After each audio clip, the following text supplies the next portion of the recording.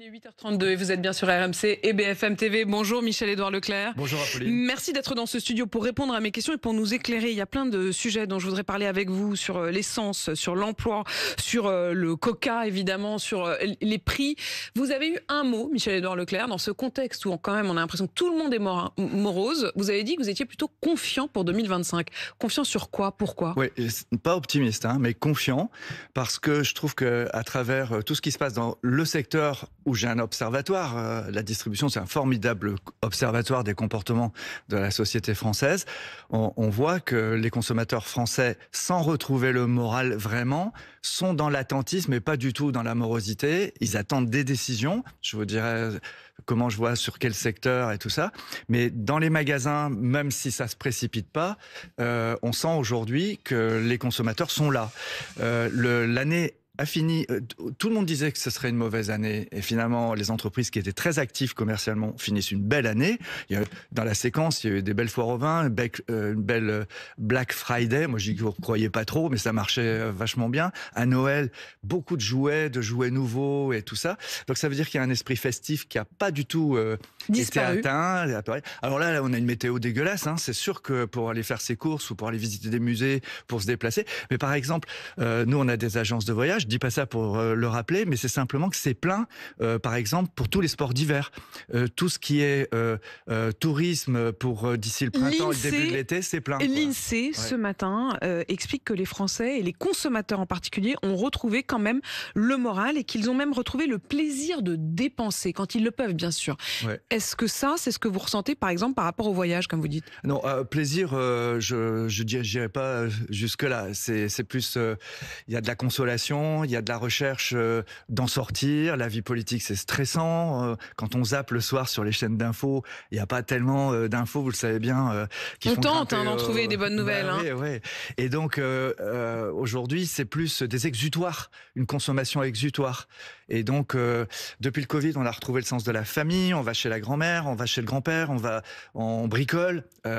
Et donc, nos enseignes, quand elles sont bien en prix, la concurrence entre les grandes enseignes, même spécialisées, ça marche plutôt bien. Par contre, il y a des secteurs qui plombent l'économie française, qui sont pas les miens, qui sont le secteur de l'automobile, le secteur du logement, achat ou rénovation, ou le secteur du bâtiment, tout ça, c'est des secteurs qui resteront très attentistes. Ils sont attentistes en tant qu'entreprise, parce qu'ils savent pas si les systèmes d'aide vont être continués ou pas et là, c'est politique. Dans le budget. Ouais, et c'est vrai aussi pour les consommateurs, parce que tous ceux qui ont un bien, un appart, qui veulent non pas être classés rouges, mais être classés verts dans les cotations écologiques, sobriété énergétique, etc., ils savent pas si les dispositifs qui accompagnent les travaux vont être reconduits. Et donc, c'est pour ça qu'il y a une épargne aujourd'hui très importante. Et ça, vous le ressentez dans la moindre consommation des Français? Ouais, dans la consommation des Français, on a vu une consommation très intelligente qui s'est reportée sur des produits dont le rapport qualité-prix bas, par exemple, les marques de distributeurs ont supplanté les grandes marques, ça c'est très clair. On a une marque, nous, EcoPlus, elle fait, je sais pas, c'est 40-50% de ses gammes, quoi. C'est énorme. C'était une marque d'entrée de gamme, et aujourd'hui c'est la gamme qui progresse. On va revenir aussi sur ce qu'il y a dedans, parce qu'on avait reçu l'association Foodwatch qui s'inquiète du taux de sucre dans les produits les moins chers. Mais un mot d'abord sur les coût des négociations, on le sait bien, en ce moment vous êtes en train de négocier, ça revient chaque année, mais c'est évidemment là que se joue le fait de tirer les prix vers le bas ou non. Est-ce que les industriels que vous avez en face de vous, de l'agroalimentaire notamment, je pense à Danone, je pense à Nestlé, est-ce qu'ils tirent vers le haut? Est-ce qu'ils tentent de faire leur beurre en ce moment dans les négos ou pas? Alors, on a déjà obtenu des choses. Parce que les négos, vous savez, c'est pour les trois quarts, c'est les services juridiques de l'un avec les services juridiques de l'autre. Comment on l'exprime dans le cadre de la loi française, qui est très complexe. Qui est la fameuse loi Egalim. Ouais. Mais par contre, déjà depuis 2-3 mois, on a plus de 3000 articles qui ont commencé à baisser. On avait dit, la baisse de l'inflation n'est pas la baisse des prix. On retrouvera pas les prix d'avant, mais ça commence à baisser. Il y a 3000 articles dans un hypermarché, à peu près, 3000 références qui ont commencé à baisser. Donc ça veut dire que les fournisseurs ont commencé à vouloir aller reconquérir la confiance des consommateurs. Là, quand vous dites reconquérir la confiance des consommateurs, c'est que ce qu'il se joue aussi, c'est qu'à partir du moment où les consommateurs ont quitté les grandes marques pour acheter des produits comparables, mais de vos marques à vous, de vos marques distributeurs, il faut désormais qu'ils arrivent à les reconquérir? Oui. Oui, parce qu'il y en a qui avaient dont les prix avaient énormément augmenté, les grandes marques avaient dévissé, et donc quelquefois ils avaient perdu 6 points de part de marché. Enfin, c'était énorme. Donc là, nous avons des vrais arguments pour négocier. Nous avons demandé à beaucoup d'industriels d'étaler les nouvelles hausses, ou en tout cas même on est allé chercher de la déflation, et on en aura. Après, oui, pour la petite histoire, il y a des industriels qui se refusent à ça, qui font les Trump, qui défendent. C'est quoi qui font les Trump? Bah, ils sont dans le rapport de force. Ouais, c'est ça. On préfère ne pas vous vendre. C'est vous qui devriez nous payer pour avoir nos produits dans vos rayons. Ouais, c'est ça que j'appelle faire le Trump. C'est un peu le coq, quoi. Et ça marche, ça, ou pas? Avec nous, ça marchera pas. Non. Mais vous seriez prêt, dans ces cas-là, à sortir certains produits des rayons? Eux aussi. On parle toujours du rapport de force distributeur industriel, avec des distributeurs qui se donnent les moyens de virer des grandes marques. Mais dans l'autre sens aussi, l'année dernière, les taux de rupture dans les magasins, c'était les grandes marques qui ne nous avaient pas livré, qui ont essayé de faire le rapport de force, et pas que chez Leclerc. Et donc, là, on est face à des multinationales. Maintenant, moi, je pense que tout le monde fait un peu son kéké dans une négociation. On a jusqu'à la fin février, jusqu'au 1er mars. Mais je pense quand même qu'il y a des arguments. Toutes ces grandes marques ont besoin de vendre aussi. Elles sont cotées en bourse, elles ont besoin de faire du chiffre. Ça sert à rien de prétendre défendre un prix s'il n'y a pas la vente derrière. Hein, vous voyez ? Quelques bouteilles de Coca qui doivent être retirées des rayons, ça se passe correctement? C'est pas énorme en France, c'était en Belgique beaucoup, et sur les marques, l'embouteilleur est en Belgique, et donc c'est surtout sur des lots qui sont partis vers le centre Europe et en Belgique qui sont concernés, et donc là on reçoit de l'administration les lots à virer. Avant de parler de l'essence, vous évoquiez les produits de vos marques distributeurs. L'association Foodwatch a montré, et elle a fait une grande étude, que finalement les produits les moins chers étaient aussi les moins sains. Et elle a par exemple comparé des boîtes de conserve de petits pois. Et bien les moins chers sont jusqu'à 43% plus sucrés que les plus chers. Ce qui est en cause, dit-elle, c'est vous, c'est-à-dire ce sont les grands distributeurs qui mettent la pression sur leurs producteurs directs, puisque ce sont les producteurs qui font les marques, la marque Leclerc, la marque Super U, la marque Intermarché, et qui leur demandent de remettre du goût dans des trucs qui n'ont même pas le temps de mûrir, comme les petits pois. Est-ce que c'est vrai? Est-ce que vous l'avez constaté? Et est-ce que vous allez prendre des mesures? Non, ce qui n'est pas vrai, c'est la généralisation. La généralisation, c'est pour venir vers vous, faire un show. Foodwatch, c'est très bien faire ça. Et d'ailleurs, ils ont eu raison à d'autres égards. Par exemple, quand ils ont fait changer. C'est eux qui ont alerté notamment sur les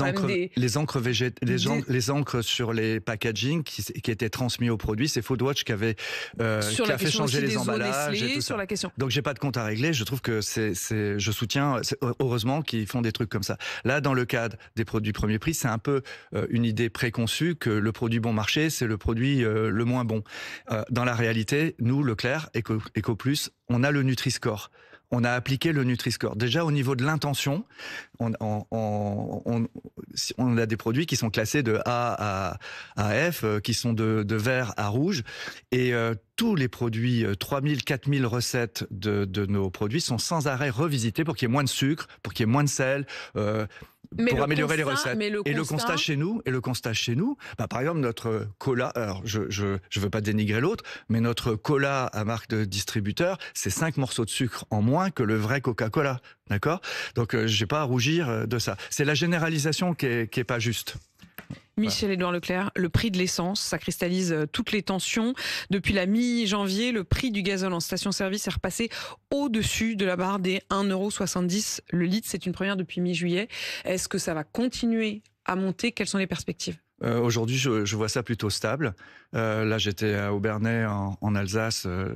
Je crois que on était à 1,68. Donc non, il y a une petite cône d'évolution du prix.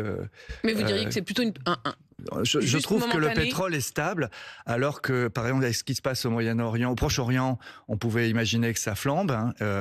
Il y a tellement de tensions et de coûts à jouer pour certains États pétroliers. Et puis, c'est vrai aussi que les déclarations de Trump visant à forer plus, bon ça dit pas grand-chose, mais après à obtenir des drill, États... Drill baby drill, qui était l'expression effectivement qu'il a utilisée dès le jour de son investiture. Ouais. On va forer. Ouais. Alors rien que cette perspective devrait normalement faire baisser le prix des énergies fossiles. Mais vous avez, de l'autre côté, il y a d'autres empires au Moyen-Orient qui se disent on n'a pas d'intérêt à cramer le prix du carburant dans tous les sens du terme. Donc d'ailleurs Trump est assez contradictoire parce que d'un côté en tout cas, c'est confus son discours. Il dit on va forer, mais de l'autre côté, il demande à l'Arabie Saoudite tout de suite, pour des raisons géostratégiques, priver la Russie du prix de son pétrole. Il lui demande de baisser son prix du pétrole. Enfin bref, dans ce truc un peu fouillis, il y a plutôt une tendance à la baisse qu'une tendance à la hausse. Michel-Édouard Leclerc, justement, je voudrais vous faire entendre Gérald. Gérald, c'est un auditeur d'RMC que j'ai été rencontrer, voir en Bretagne, chez vous. Il est transporteur. Je suis montée dans le semi-remorque. On s'est arrêté pour faire le plein dans une station essence Leclerc. Et justement, il s'adressait à vous. Le jour que tu l'as devant toi, moi, je voudrais y causer à ce monsieur-là. Ah bah, tu voudrais lui dire quoi, toi, si tu avais Michel-Édouard Leclerc devant toi? Parce que quand il nous dit qu'il y a des baisses, je voudrais les voir. Sur quoi tu penses? Parce que quand je viens dans son magasin, là, toutes les semaines ou tous les 15 jours... Tu les fais quand tes courses, toi? Normalement, le samedi matin. D'accord. Tu les vois pas, les baisses? Non. Quand est-ce qu'elles arrivent vraiment dans les rayons, les baisses? Là, ça commence, là. Et d'ailleurs, nous, on cartonne. Dans quel rayon? Alors, c'est tous les produits de beauté, par exemple, on a cartonné. Je suis pas sûre que ça passionne Gérald, les produits de beauté. Oui, mais c'est pas son vital. Oui, alors, de toute façon, si on parle des produits agricoles, là, on est dans un cycle de météo où c'est sûr qu'il n'y aura pas beaucoup de baisse, quoi. Enfin, une terre engorgée d'eau. La prévision que vous avez des conséquences de cette météo, c'est que les produits agricoles vont augmenter de prix. Bah, en tout cas, les produits végétaux, oui, tout le monde peut le constater. Soit il n'y en aura pas, soit ce sera difficile de les traiter, soit ils seront. Quand les terres sont gorgées d'eau, vous sortez pas des beaux fruits. Donc ça, c'est clair. Après, non, mais c'est quand même 3000 prix qui ont baissé. Vous voyez, c'est pas un petit panier de 300 prix comme du temps où, avec Monsieur le Maire, on faisait des paniers bloqués. On n'en est plus du tout là. On est complètement sorti de cette période-là. Non. J'ai peur de ramener tout à moi, mais Leclerc, aujourd'hui, on a encore fait un carton cette année. Les gens viendraient pas si on n'avait pas tenu nos prix, quoi. Hein. Vous avez tenu vos prix. La question, c'est aussi la suite et les conséquences en France de la politique sur l'emploi. Ouais. Quand vous entendez des grands patrons, le dernier en date, c'était Michelin ou LVMH avec Bernard Arnault, qui critiquent les augmentations et la fluctuation fiscale en France. Comment vous réagissez? Alors, d'abord, nous, Leclerc, on a 5000 postes à pourvoir cette année. Ça veut dire que... Vous embauchez? On va embaucher 5000 postes. On fait une journée, le 15 mars, on fait un grand... job dating, sorte de speed dating de l'emploi. C'est ça, de l'emploi. On a 160 000 collaborateurs, 87% sont des CDI, on a 27% de seniors. Vous voyez, sur chaque créneau, un petit peu, on cherche d'avoir une marque employeur sympa. Et on n'a pas supprimé, on a autant de caissières qu'il y a 10 ans. Hein, donc, on a vraiment cette stratégie d'employé. Ce qui est compliqué en France, c'est moins ce que dit Bernard Arnault qu'a dit le président de Michelin.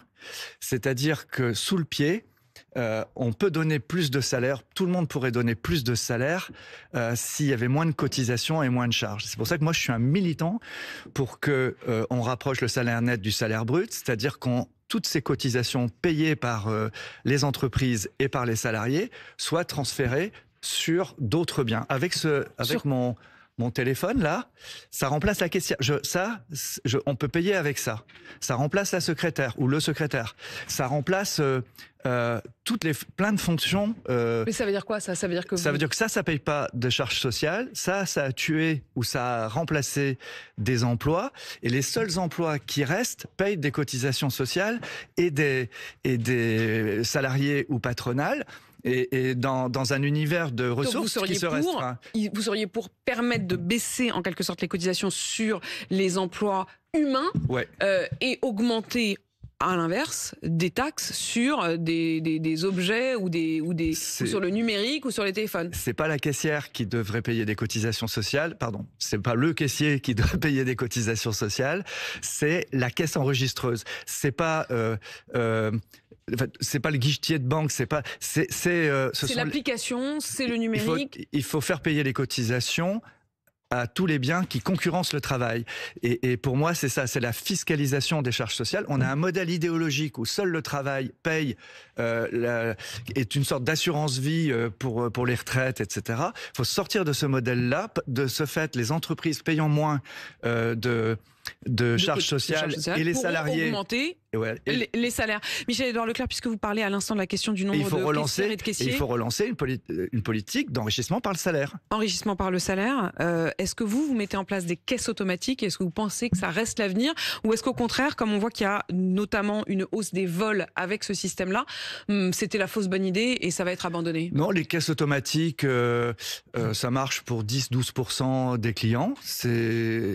Mais la plupart des clients préfèrent passer à la caisse avec un interlocuteur, une interlocutrice. N'oubliez pas qu'aujourd'hui, en caisse, on gère aussi tous les rapports clients avec une carte de fidélité, avec du cagnotage, avec des avantages. Et donc, passer à la caisse, c'est aussi s'assurer que tout ça est bien fait. Donc nous, on n'est pas pour l'automatisation à outrance. D'ailleurs, Amazon avait essayé de lancer des magasins juste avec des caméras. Sans aucun caissière ou caissier. Et ça n'a pas marché. Tout était automatique. C'est abandonné, ça. C'est un modèle qui ne Même se Amazon développera pas. abandonne ça. Ouais. Est-ce que l'hyper est encore l'avenir? Nos hyper, oui. Et dans les hyper, il y a Carrefour et Auchan. Carrefour se relance un peu. Il trouve il était un peu mammouth, donc Alexandre Bompard recrée des franchises pour qu'il y ait plus d'indépendants qui exploitent l'enseigne Carrefour. Ça a l'air de le faire, ça crée des tensions sociales, mais ça a l'air de le faire. Auchan est vraiment paralysé par sa taille, mais c'est un problème commercial chez Auchan. On verra s'il revient. On verra s'il revient, vous en êtes là. Vous vous dites Auchan peut disparaître comme Casino. Oui, alors Auchan, dans le groupe Mullier, c'est eux qui ont Decathlon, Leroy Merlin. Mais le magasin Auchan. Ils savent faire, hein, Mais aujourd'hui, Auchan est beaucoup plus cher que nous, alors qu'ils ont des très bons emplacements et tout ça. Par contre, dans le format hypermarché moyen à taille humaine, Leclerc bien sûr, mais aussi Hyper U, on se débrouille très bien. Michel-Édouard Leclerc, vous vous insurgiez en rentrant dans ce studio contre le fait que dans un moment d'épidémie de grippe, et c'est vraiment l'une des folies françaises, j'allais dire, l'État a décidé d'augmenter la TVA sur les masques et sur le gel hydroalcoolique. Ouais. Et d'ailleurs, personne ne moufte, hein, vous avez vu, c'est en fait, si on peut adresser un petit message... allez-y, c'est le moment, ils vous écoutent, les ministres. Au ministre de la Santé, je pense qu'il faut remettre zéro sur les... faut faire circuler les masques, faut enlever la TVA sur les masques, sur les gels, et puis, s'il vous plaît, redonnez-nous les autotests, le droit de vente des autotests. C'est vraiment le moment, aujourd'hui, où on doit participer de la politique générale de santé sans se préoccuper de tensions corporatistes, les pharmaciens contre la grande distribution. Ça n'a pas de sens, là. Votre combat là-dessus, sur le fait que vous puissiez vendre davantage de produits de santé, voire de médicaments, est-ce que ça continue, ce bras de fer-là? Oui, je vais écrire au président de l'Ordre des pharmaciens, parce qu'il dénigre beaucoup, enfin pas lui, les pharmaciens dénigrent beaucoup la qualité de nos docteurs en pharmacie dans le mouvement Leclerc. On a des parapharmacies, elles sont tenues aussi par des docteurs en pharmacie qui ont fait les mêmes études qu'un pharmacien.